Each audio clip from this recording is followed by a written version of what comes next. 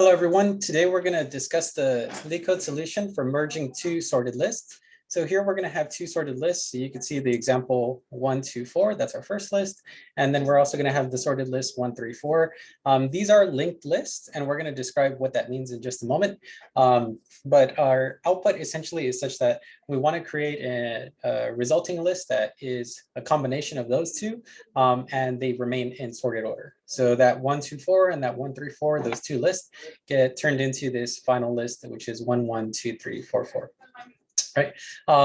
So it seems simple enough. I do have a video posted up, within my playlist for Leetcode solutions. By the way, these are all kind of the easy problems. I'll be tackling just the easy Leetcode problems, at least for now. Later on, as after I have like maybe 100 or 200 easy Leetcode solutions under my belt, I'll be transitioning to the medium problems. And then we'll see where it goes from there.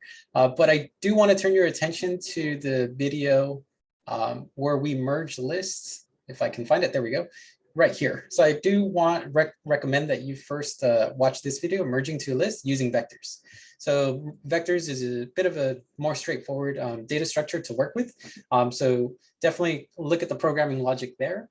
And then once you feel comfortable with it, then continue on and to watch this video. It's just a recommendation. It's not necessary, but it is a recommendation. Another recommendation is we're going to be talking about nodes and using pointers. And so that's something that may be a little bit, if that's something that's unfamiliar, this problem may seem a little bit strange. You're still welcome to watch it. It's just that, and I'll be going over what a node is. I'll be going over kind of like the logic of a singly linked list. So I'll definitely include that in just a moment. But just know if it feels a little bit uncomfortable, that's okay. I think down the road, I'll make maybe a more in-depth video about nodes and singly linked lists. But for now, I'll give a brief overview. So the point of this problem, once again, is to get actually to splice together these two lists in order to make a merged one merged list. So in this case, we would have our memory be constant space, just because I went ahead and took a picture of these two lists. And from that, we're going to create this new list 1, 1, 2, 3, 4, 4. The way we can do that is we're going to go through our two lists. Remember our kind of previous logic. While both lists exist, we're going to pick the smaller one, or if there's a tie, we'll pick list 1. So we'll go ahead and pick this first value. We're going to go ahead and rather than pointing to the next value here, we want to point to the next value within our list like this. So we'd have it point there. Then afterwards, we're going to go ahead and have this node, which is the next smallest node, point to this node here instead of pointing to this node. We could have this node pointing to this node instead of pointing to the 4. We could have the node 3 pointing to node 4 instead of pointing here. And then we could have node 4 pointing to this 4. And then lastly, of course, the last node is always going to be pointing to null. We'll talk about that in a second, but rather than writing null, I'm just going to put a 0 because null is almost synonymous with 0. It's kind of a different type or different interface, but you can see from our existing two lists, we can chain them so that it becomes one list. So in place, we're changing those two lists to make a single one. We're not going over that solution in this instance. The reason being is that I want you to feel comfortable with creating deep copies. So what we're going to do instead is we're going to use these two lists. And what we're going to do is we're going to create a whole new list. So these are not going to be the same nodes. These are 6 nodes at the top. And then at the bottom, these are a separate set of 6 nodes. That's what's called a deep copy. So we're going to actually have double the memory, or we're going to have what's called a space complexity size O of n, because we're going to make copies of all of them. Okay, so that's going to be for this implementation. But now that we kind of understood kind of what we're kind of doing, I want to backtrack it to discuss what a node is, and then also what the pseudocode is going to be for this problem. So thank you for bearing with me, and let's go ahead and start talking about nodes. So you can see this is given by Leetcode. Here it's what's called a list node, or it's really just a node in general. And let's see what belongs to it. Here you can see that they defined it as a struct instead of a class. You can use a class as well. One thing about structs in general is their access specifier by default is public. So you can think of all these attributes and methods as being publicly available. Okay, so that's just one thing to know. So they're all going to be publicly available because it's a struct. Now, what makes up a node? There's two things that make up a node. Number one is the value that you contain within it. So for example, this right here, 1 is a node. It has the value 1. So you can stick any value in it. It doesn't really matter. It can be an integer, right? In this case, we're defining it as an integer for value, but we could have set it as a string so that we could put strings inside of these. So for example, like if we wanted to keep track of street addresses, we could do that, right? We could store really anything we want in there. The value is not really relevant. It's just whatever we choose to stick in there, the same with an array. The part that is kind of unique to a node is that it's going to have a node pointer. So in this case, it's going to have a memory address, and it's usually referred to as next. And what that means is this node is going to be able to point to another node, right? It's going to be able to point to a memory address of type node. So it's going to be able to point to something else. Now, the thing about this is this is how we define whether this is a standalone node or if it's the last node. So you can imagine, as an example, if I create a node with the value 4 here, I can have it point to null. So I can have this next pointer. Let's say I set the next set to null, or also known as null putter. And if that's the case, then that means that it's not really pointing to anything. Now, if I have it point to another node, then they're chained together. And that's what we see here. So this first node is its next pointer is pointing to the address of this node. And this node, its next pointer is pointing to address of this node. And even though it doesn't explicitly say it here, this node is pointing to, its next pointer is pointing to null putter. And the reason I know that is because it's the last node in the chain. So by default, it's going to, well, we should be going ahead and setting that to null. So that's really how we set up our attributes. So once again, the value is just the data inside of it. It doesn't really matter what the data is. It's just what we see here, the numbers here, but you could have just replaced that with like names or any other data, like a decimal or something, or even objects. You can store objects in there, really anything you want in there. But what is important is you're going to have a node pointer. So you're going to have a pointer that can point to it's a pointer to it's an object of itself, and it's going to store the address for the next node, or it's going to store an address that's equal to null putter, and then that means it's the end of its list. Now let's look at our methods that are available. Here we're going to have a default constructor. The default constructor, what it's going to do is it's going to set the value to 0. So in this case, it just sets our integer value to 0 using a member initializer list. And it's also setting our next pointer to null pointer. What that means is whenever I create a new list node, like let's say like this with the default constructor, you could see that what happens is it's going to set my value to 0, and it's going to set my my next value. It's going to be pointing to null putter. So my next value is going to be pointing to null putter. So it's a standalone item. That's really what it is. So this is how we can create value 0 and standalone node. Right. So that's really all it is. So the next constructor we have available, or this is our overloaded constructor. Here we can provide in a specific value for our value. So say, for example, if I wanted to enter the value 6, then the value inside of here would be 6. But notice that the next pointer would still be equal to null putter. So it's just, once again, a standalone node. So val is provided with arguments and still standalone node. Okay. So that makes sense.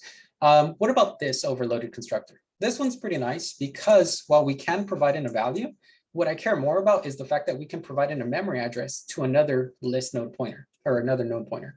What that means is, let's say that this exists. Let's say I have two, actually, yeah, let's say that I have this list node that exists somewhere within the heap. And let's say it's at address, just to keep it simple, we're going to just pretend it's address 1000. I know that's not a valid address. It also should be listed in hexadecimal, but let's just pretend it's a valid address. So address 1000. What I can do is I can create another node, and what I can do is I can provide it a value, and I can chain it so that it'll point to this 6. So what we're going to do is I'm going to go ahead and say new list node. I'm going to provide in let's say the value 3, let's say, and then I can provide in the memory address 1000. So the memory address 1000 means I'm going to be pointing to this guy. So what's going to happen in reality is I have this 3 node that I'm creating, and instead of pointing to null, I'm going to be pointing to this 6. And so this is kind of a convenient way to kind of create a new node and also have it chained to an existing node. And this was a standalone, but this could have been a chain itself. So I could connect a new node to a chain, right? Or I can connect a new node to a standalone, right? Or if I wanted to put no putter inside of here manually, I could just have it be a standalone for the new node as well. Anyways, enough about that. That's just kind of a little bit of the basics for how to work with nodes. The next thing is with respect to singly linked lists. So what happens with singly linked lists? I think I might have already covered it, but each node has data, and each node has the memory address for the next node. So in order to get from the first node, in order to get to the second node, I have to go through the first node. In order to get to the third node, I have to get to the first node, then the second node, then the third node, because only the previous guy knows how to find the next guy. So the current guy knows how to find the next guy, and that's it. So the current guy can find the next guy, and then that guy can find the next guy, but there's no way to kind of skip between. It's not like arrays or vectors. That's what kind of makes it a little bit unique. Now, the upside of this is it makes it really, really easy to organize where I can, how I can chain together these nodes. Say, for example, I have, once again, let's say 3 null, and let's say I have 6, or let's say 5. So I have these 2 standalone nodes. What I can do is I could say, I want this node instead of pointing to, or let's say I want this node instead of pointing to null, I want it to point to this guy. So what I do is I'd have it point to this guy, right? So now I just chain them together this way. Or what I can do is I can say I want the second guy to point to this first person. So instead of pointing to null, I can point to the address of here. And just like that, I'll have something like this. Right? And let's say if I were to add another node 4, let's say with null, I can add it to the end by having the 3 node point. I can have the 3 node point to this new guy, and I'll add it to the end. Or I can have the 4 node point to the first node, and now the 4 will be in the beginning. Or what I can do is I can even place it in between the middle. And this is all constant time, so it makes it kind of really nice and efficient. I can just go ahead and have the 5 pointer point instead to the 4 node, and then I can go ahead and chain the 4 node to the 3 node. Now that's kind of putting it, there is a little bit of an extra step because I don't want to lose my position in terms of how to get a handle to 3, but enough about that. Now that we understand what nodes are, a little bit of what nodes are, now that we also understand about how singly linked lists work, let's look at the pseudocode for this. So the first thing that we want to do is we want to create a dummy node so that we can use it to start our list. And here is shown how we can create a dummy node. So we went ahead and called, it's a list node pointer. We called it dummy, and here it uses the default constructor. So we're not, the only reason we're using this is to start a list. That's pretty much it. What we also want to do as part of it is we want to be able to have a current, which is a way to kind of keep track of where we are within our list. Since the only thing within our list is dummy, then our current is going to point to the same place as dummy. That's really it. So the next thing is, while both lists are in bounds, so say, for example, we have 2 lists, 1, 2, 4, and 1, 3, 4, 5, 6. While both lists are in bounds, then we have to consider well, which value are we going to use? We want to use the smaller value, or what happens when there's a tie? Then we have to arbitrarily choose, do we want to use the list 1 or value, or do we want to use the list 2 value? If it's, for my example, we're just going to go ahead and say, if list 1 is smaller or equal to, so in the case that there's a tiebreaker, we're just going to use list 1. Otherwise, we're going to use list 2. So list 2 is only going to be used if list 2 is actually the smaller value. So what are we going to do now that we understand which value to pick? So for example, here, let's say I have a 1 and a 1. Since they're tied, I know I'm going to use the list 1 value. What I want to do is I want to create a deep copy node. So I want to go ahead and remember, these are not, we're not doing that original chaining method where we're going to use them in place. We're going to create an entire new copy.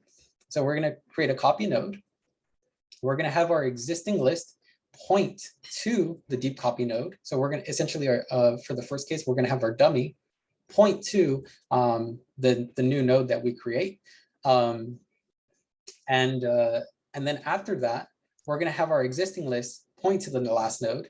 And that's because the current, once we add it, once we add the new node to our existing list, we want to make sure our current is always at the tail end, so that whenever we're adding the next node, we can always add to the end, and we're not adding somewhere randomly in the middle or somewhere in the wrong position. And then the last thing we want to do is, since we used up the value from that list, like let's say list 1, we want to move that, we want to increment that. Another way to say that is we want to move it to the next node or move it forward. So that's why both lists are in bounds. What happens when we run out of one of the lists, either the first list or the second list? So let's say we run out of the second list, so then only list 1 is in bounds. We're going to perform the exact same steps. We're going to create a deep copy of the node. We're going to have our existing list point to the deep copy node. So this is how we chain the two nodes, the existing list with the new node we just created. We're going to have our existing list point to the last node, move it forward. And that's because, once again, we want to make sure that for the next time, if we have to add, we're adding it to the end to our existing list. And lastly, we're going to move our list 1 to the next node. We're going to move it forward, just because we don't want to end up in an infinite loop every time we use up a value, right? So like if I use up this 1 at the top, then I want to move forward to the 2. I don't want to stay at the 1, right? And then the same logic applies if the only available list is list 2. So if list 1 ran out of bounds, then we're only using list 2. The exact same logic applies.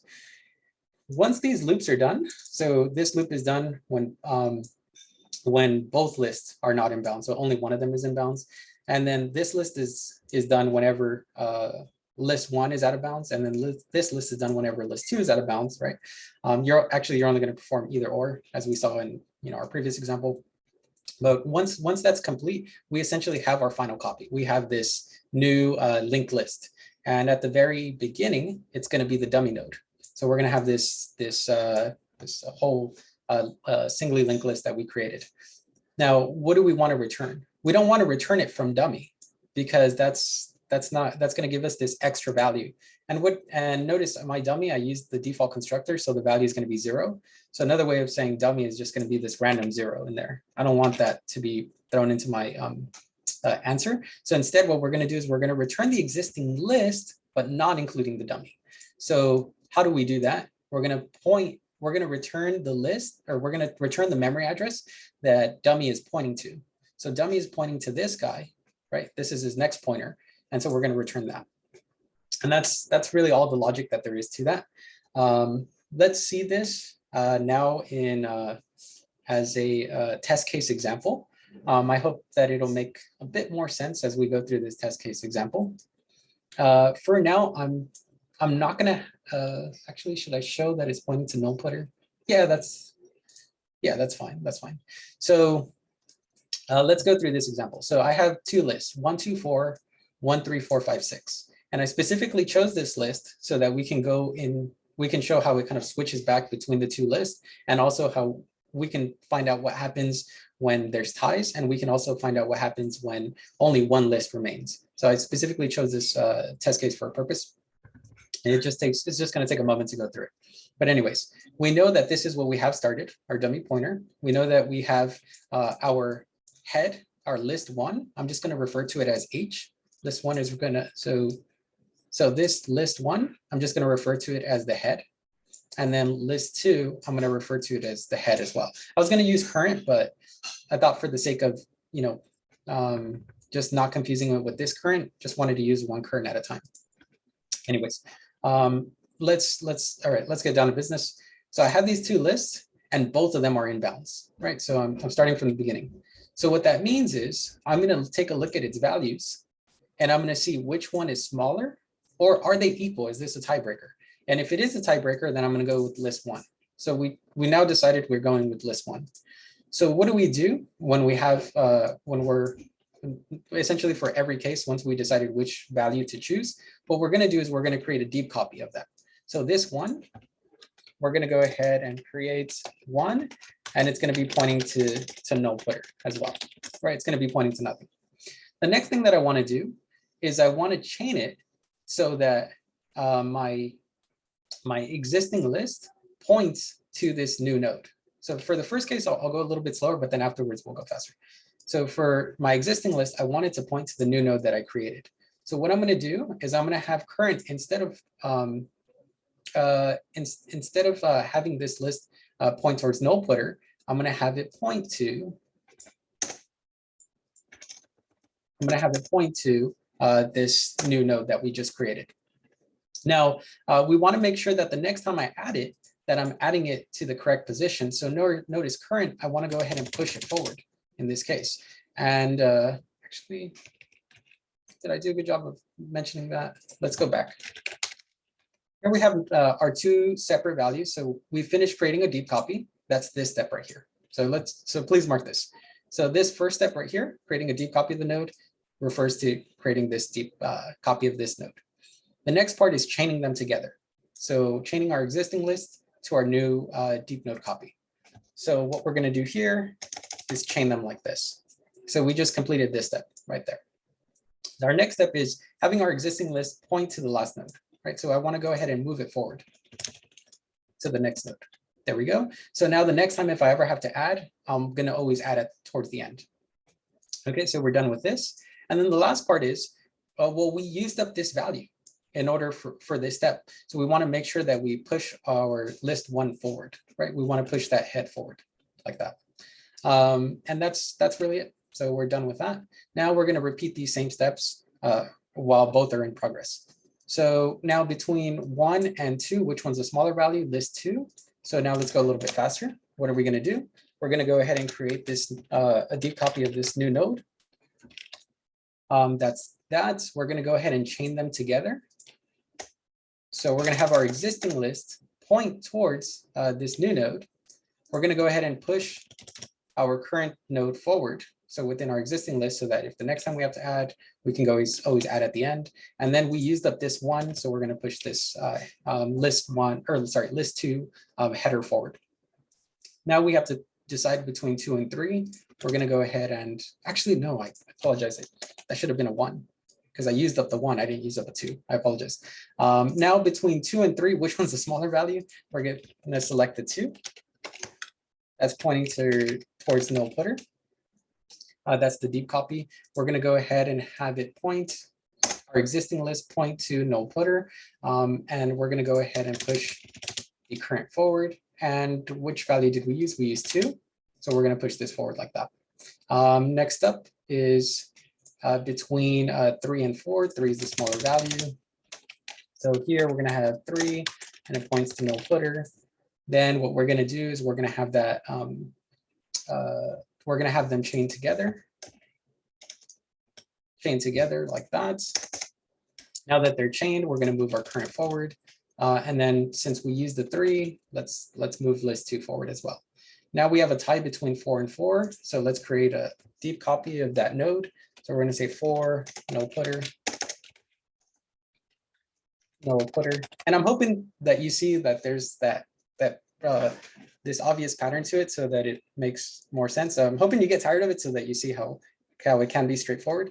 We're going to chain our existing list to the new node. We're going to move our current forward, and then we're going to go 1 ahead. We used this one because there was a tie, so we used list 1. That was just arbitrary. But now you'll notice that list 1 is out of bounds. That's very important. So list 1 is out of bounds. So in this case, we're just going to continue with here, where we only have values in list 2. So we're going to use this logic, but it's pretty much the same thing. We're just using list 2 values. Now, what's left within list 2? 4, 5, and 6. Let's take it one at a time. So here's 4. Create a deep copy of that. No footer. Then what we're going to do is we're going to have our existing list point to the new node. We're going to have our current move forward, and then we're going to go ahead and push our head in list 2 forward. We're going to do the same thing for 5. No footer. Here we're going to chain our existing list to the new node. We're going to push our current node forward, and we're going to go ahead and push our list 2 header forward as well. Almost the second to last one. So here we have our 6, a deep copy of that. We're going to have our existing list point to the new node that we created. We're going to have our current move forward. And then what we're going to do is we're going to push our list 2 header forward. Now we notice that both of them are not within bounds. So both of them are not within bounds. And we can see that we finished our list, right? So we're done with these steps. The last thing to do is we're going to return the existing list. So we don't want to return everything from starting from dummy. We want to return what dummy's next pointer is pointing to, which is going to be this, which is going to be the new list that we created, or the deep copy, or I should say this right there.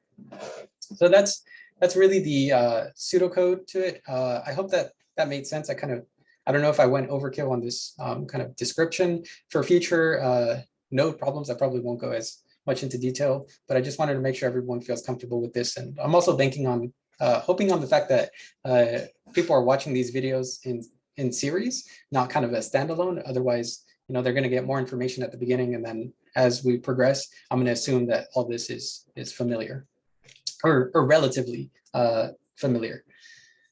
So let's go ahead and get started with actually coding out our solution. So we could see we still have our dummy node. We have our current pointing to the dummy. Perfect.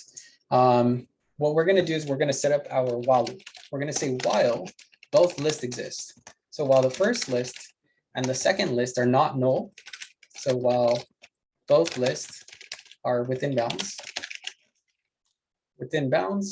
what do we want to do?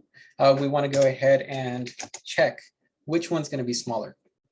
However, we want to have like an easy reference to the values within list 1 and 2. And this is just for convenience. So let's go ahead and create those. So here, let's give ourselves some more space. So here we could see that list 1 value is really just going to be our list 1 pointer, and we're going to use the arrow operator to get the value. And once again, this is possible to do this directly, just because these are kind of public values, so they're publicly accessible. Anyways, so now that I have access to that, we want to do the same for the second list 2 value. So we're going to get list 2, we're going to access its value. Now we want to see which list do we go with. So both are in bounds, so we could go with list 1 or list 2. So we have to decide which one's smaller, or if there's a tie, go with list 1. So if list 1 value is less than or equal to list 2 value, we know that we're going to go with list 1 value, right? So what we're going to do is we're going to create a deep copy node. So in order to create a deep copy node, we're going to create a list node pointer called temp, and this is going to be our deep copy. So we're going to say new list node with the same value as list 1 value. Okay, so with the same value as list 1 value, like that. And so this is going to be our deep copy node. Copy node of list 1 value. Okay. The next thing to do is, what did we say? We need to chain our existing list to this new node. So how do we chain our existing list to the new node?